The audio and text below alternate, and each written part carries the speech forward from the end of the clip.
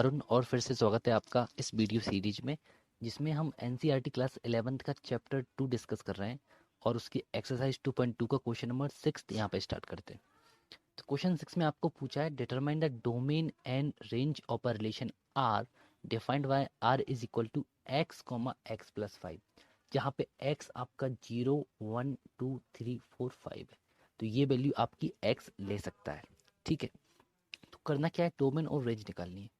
ठीक है, रिलेशन की कंडीशन दे रखी है एक्स कॉमा एक्स प्लस 5। इसका मतलब फर्स्ट एलिमेंट जो होगा और सेकंड एलिमेंट जो होगा वो फर्स्ट एलिमेंट में 5 ऐड करके आएगा। और एक्स की यहाँ पे रेंज दी है, एक्स जीरो हो सकता है। जब एक्स जीरो होगा तो सेकंड एलिमेंट एक्स प्लस 5 होगा 5। ठीक है, अब एक्स को हम 1 लेंगे। जब एक्स आपका 1 होगा तो एक्स प्लस 5 हो जाएगा 6। राइट, कंडीशन गिवन ही है। राइट, हम वही करते आ रहे हैं। यहाँ पे सारे नंबर्स को स्टार्ट करते हैं और यहाँ पे अगर ये सेट ए टू ए होता, राइट, तो हम खुद का खुद से ही करते। ठीक है, लेकिन यहाँ पे कोई सेट गिवन नहीं है, यहाँ पे सिर्फ रिलेशन गिवन है एक्स और एक्स प्लस 5। तो हम उसके अकॉर्डिंग बढ़ रहे हैं। ठीक है, तो 1,6 हो गया। ठीक है, तीसरा क्या होगा, तीसरा 2,7 होगा। फिर जब 3 होगा तो 3,8 होगा और 4 होगा तो 4,9 होगा और लास्ट में अगर 5 होगा तो 5 प्लस 5 10 होगा। तो ये आपका क्या आ गया, रोस्टर फॉर्म आ गया रिलेशन का। रोस्टर फॉर्म यानी टेबुलर फॉर्म आ गया ये। ठीक है, अब हम सबको पता ही है, अगर एक बार टेबुलर फॉर्म हम लिख दें उसके बाद रिलेशन की डोमेन और रेंज निकालना बहुत ही आसान होता है। डोमेन में आपका क्या आता है, आपका सारे ऑर्डर्ड पेयर के फर्स्ट डिजिट आते हैं, जो भी फर्स्ट लिखे हैं 0 1 2 3 4 5, ये आपकी हो जाएगी डोमेन। ठीक है, और इन्हीं ऑर्डर्ड पेयर के जो सेकंड एलिमेंट होते हैं वो आपके रेंज में आते हैं। ठीक है, तो रेंज में क्या क्या आ जाएगा, 5 आ जाएगा, 6 आ जाएगा, 7 आ जाएगा, 8 9 और 10। ठीक है, तो बहुत ही आसान क्वेश्चन था। ओके, नेक्स्ट क्वेश्चन देखते हैं, क्वेश्चन नंबर 7। इसमें क्या बोल रहा है, write the relation R is equal to x comma x cube. ठीक है, ये एक्स की पावर 3 है। Okay, where x is a prime number less than 10। अब यहाँ पे बता दिया हमको कि x आपका जो है वो प्राइम नंबर होना चाहिए 10 से छोटा। ठीक है, तो प्राइम नंबर आपको बता देता हूँ क्या होता है। प्राइम नंबर ऐसा नंबर होता है जो किसी और से डिवाइड नहीं होता एक्सेप्ट 1 से या खुद से। ठीक है, फॉर एग्जाम्पल अगर मैं एक नंबर लेता हूँ 1, 1 आपका प्राइम नहीं होता। ठीक है, सबसे पहली बात। 2 नंबर आपका प्राइम नंबर होता है, 3 आपका प्राइम नंबर होता है क्योंकि ये किसी से डिवाइड नहीं होते। 5 आपका प्राइम होता है, 6 नहीं होता, फिर 7 होता है, फिर 8 नहीं होता, फिर 9 नहीं होता, फिर 10 नहीं होता। तो 10 से छोटे में जितने भी प्राइम नंबर हैं वो आपके सिर्फ 4 होंगे, 2 3 5 7। और 1 आपका जो है वो ना तो प्राइम होता ना कंपोजिट होता। ठीक है, तो प्राइम नंबर का हमें सेट आ गया 10 से छोटे 2 3 5 7। तो ठीक है, फर्स्ट ऑर्डर पेयर में जो वैल्यू है वो आपकी प्राइम नंबर की हो जाएगी, 2 आएगा तो 2 का क्यूब 8 होता है। ठीक है, सेकंड हम लेंगे 3 और 3 का क्यूब सबको पता है 27 होता है। ठीक है, इन द सेम वे हम आगे बढ़ते जाएंगे, फिर 5 लेंगे और 5 का क्यूब कर देंगे जो कि 125 होता है। और वैसे ही हम 7 लेंगे और 7 का क्यूब कर देंगे जो कि 343 होता है। ठीक है, हम ये सब लिख लेंगे रोस्टर फॉर्म में। यही क्वेश्चन में पूछा था, डोमेन रेंज तो इसमें निकाल लेनी थी। ठीक है, तो बहुत ही सिंपल क्वेश्चन था। आगे बढ़ते हैं, क्वेश्चन नंबर 8। क्वेश्चन नंबर 8 में आपको एक सेट ए दे रखा है जिसमें एलिमेंट है एक्स वाई जेड और सेट बी दे रखा है जिसमें एलिमेंट है 1,2 और हमको निकालना है number of relations from A to B.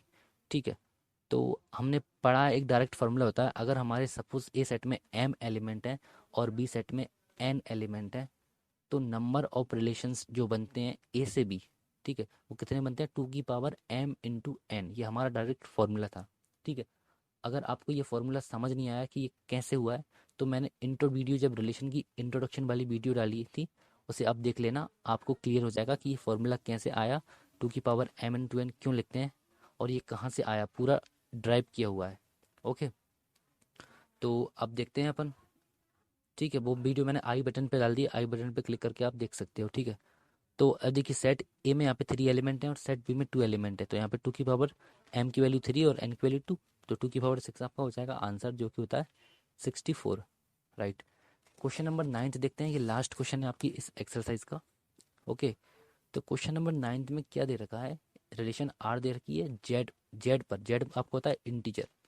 ठीक है, और ऑर्डर पेयर दे रखा है A comma B such that A B belongs to Z और जो इनका डिफरेंस है ए माइनस बी वो होना चाहिए इंटीजर। राइट, तो ए माइनस बी आपका इंटीजर होना चाहिए। इंटीजर बोले तो आपका कुछ भी आ सकता है।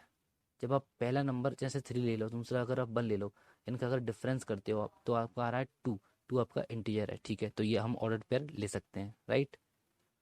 बहुत ही सिंपल है। जैसे फॉर एग्जांपल अगर आप, तो जेड का मतलब क्या है, आप डिफरेंस करने पे आपको इंटीजर मिलना चाहिए, ये है। और जेड भी आपका इंटीजर का सेट है, और इंटीजर में आपका क्या क्या आता है, नेगेटिव वैल्यू भी आती है, जीरो आता है और पॉजिटिव वैल्यू आती है। ये तीनों वैल्यू आना चाहिए डिफरेंस करने पर, ठीक है।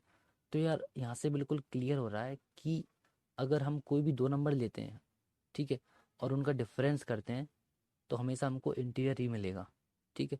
आपको मैं नंबर लाइन ड्रॉ करके भी बताऊंगा अभी, तो और आपको क्लियर होगा, ठीक है। चलिए नंबर लाइन बना लेता हूँ मैं, ठीक है। ये मेरा जीरो हुआ। जीरो के राइट साइड में सारे पॉजिटिव नंबर होते हैं, 1 2 3 4 and so one up two plus infinity, ठीक है। और जीरो के लेफ्ट में आपके नेगेटिव नंबर आएंगे, -1 -2 -3 -4 अप टू माइनस इन्फिनिटी, ठीक है। अगर मैं आपसे कहूँ, ये आपकी इंटीजर हैं, ठीक है, ये आपके सारे इंटीजर हैं, जीरो भी आ रहा है, पॉजिटिव भी आ रहा है और नेगेटिव भी आ रहा है, ठीक है। अगर मैं आपसे कहूँ आप कोई भी दो नंबर इनमें से चूज़ कर लीजिए और उनका डिफरेंस निकालिए, तो देखो देखो आपको क्या मिलता है, आपको इंटीजर मिल रहा है या कुछ और मिल रहा है। आप दो इंटीजर को लीजिए और उनके डिफरेंस को निकालिए। जैसे मैंने -2 और 2 ले लिया, ठीक है, इनका डिफरेंस कितना होगा, -4 हो रहा है, ठीक है। -4 भी आपका एक इंटीजर है, ठीक है। सिमिलरली अगर आप कोई और एलिमेंट लेता हूँ मैं, सपोज ये मैंने कुछ भी ले सकता हूँ, अगर मैं कोई भी दो नंबर लेता हूँ और उनका डिफरेंस करता हूँ a-b, तो हमेशा इंटीजर ही मिलेगा, ठीक है। तो ये जैसे अगर हम इंटीजर प्लस इंटीजर करते हैं तो हमेशा इंटीजर ही मिलता है, या फिर इंटीजर माइनस इंटीजर करते हैं तो भी हमको इंटीजर ही मिलता है। तो ये प्रॉपर्टी आपको याद रखनी है।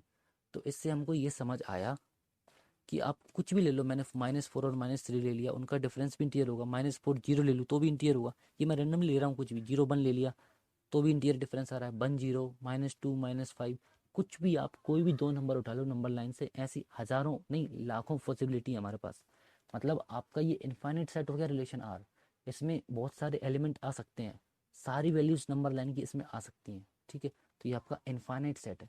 अब देखो यार, डोमेन और रेंज निकालनी है। अब आपका रिलेशन आर ही आपका इनफाइनाइट सेट है, तो आपकी जो फर्स्ट वैल्यू डोमेन है उसमें कुछ भी आ सकता है यार, उसमें कुछ भी नेगेटिव वैल्यू हो सकती है, जीरो भी आ सकता है, सारी पॉजिटिव वैल्यू हो सकती है।